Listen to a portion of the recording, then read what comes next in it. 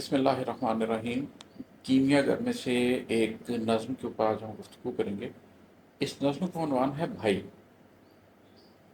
میں بنیادی طور پر ایک بہت نظریاتی آدمی ہوں، اور جب آپ نظریاتی آدمی ہوتے ہیں تو آپ کو اس کے نتیجے میں ایک قیمت دینی پڑتی ہے۔ وہ قیمت یہ ہے کہ آپ اپنی زندگی کے جذباتی فیصلوں میں بھی صحیح اور غلط کا احساس کر کے چلنا چاہتے ہیں۔ آپ اپنی زندگی کا جذباتی فیصلہ بھی ایسے نہیں کر سکتے کہ آپ کو نظر آ رہا ہو کہ ایک چیز غلط ہے اور آپ اس کو اپنے نفس کی خواہش کی وجہ سے یا اپنی مرضی کی وجہ سے اس طرح کر لیں جس طرح آپ کا دل چاہ رہا ہے۔ پھر آپ کے ارد گرد بہت سے قریبی تعلق والے لوگ بھی ہوتے ہیں، رشتہ دار بھی ہوتے ہیں، آپ کی محبتیں بھی ہوتی ہیں۔ بس اوقات آپ ان کو بھی زندگی کے وہ فیصلے کرتے ہوئے دیکھتے ہیں جس میں آپ کو پتہ ہوتا ہے کہ یہ فیصلہ نفس کی خاطر کیا جا رہا ہے، لیکن یہ فیصلہ درست فیصلہ نہیں۔ اور پھر آپ جب کسی کو ایسا فیصلہ کرتے دیکھتے ہیں تو پہلے آپ اس کو روکتے ہیں، سمجھانے کی کوشش کرتے ہیں۔ اگر اس کو بات نہ سمجھ آئے تو پھر آپ کو ایک امید ہوتی ہے کہ شاید کسی دن یہ شخص بات کو سمجھنے آئے گا، شاید ابھی بھی کچھ کیا جا سکتا ہے۔ لیکن پھر وہ جب زندگی کی چکا چوند اس شخص کو لے جاتی ہے تو آخر کار آپ اندر سے جب ٹوٹتے ہیں اور آپ کو احساس ہوتا ہے کہ میں اس شخص کا بھلا کسی صورت نہیں کر سکوں گا، تو آپ کس کیفیت سے گزرتے ہیں؟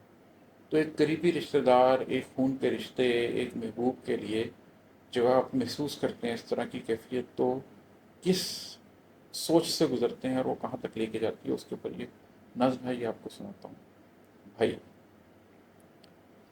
بھائی تم سے شکایت ختم ہو گئی، بھائی تم سے شکایت ختم ہو گئی، سال ہا سال تک جی میں ڈرتا رہا ہوں تمہارے لیے، جانتا تھا کہ کچھ فیصلے عمر بھر اب تمہارے گلے میں پھنسے ہوں گے، جو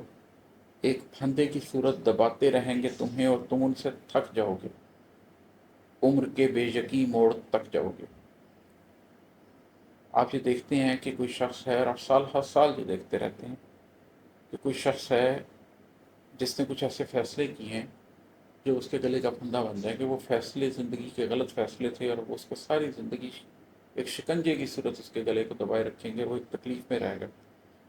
حتیٰ کہ عمر کے بے یقین موڑ تک وہ شخص پہنچ جائے گا اسی تکلیف کے ساتھ، اور آپ دیکھتے رہیں گے، آپ کچھ نہیں کر سکیں گے، کیونکہ یہ ماڈرن دنیا ہے، اس میں ہر شخص اپنی مرضی کا مالک ہے۔ آپ چھوٹے بچے کو آگ میں ہاتھ ڈالتے ہوئے روک سکتے ہیں، لیکن آپ جوان آدمی کو کچھ غلط کرتے ہوئے اس کا ہاتھ پکڑ کر روک نہیں سکتے، ایک حد تک سمجھا سکتے ہیں صرف۔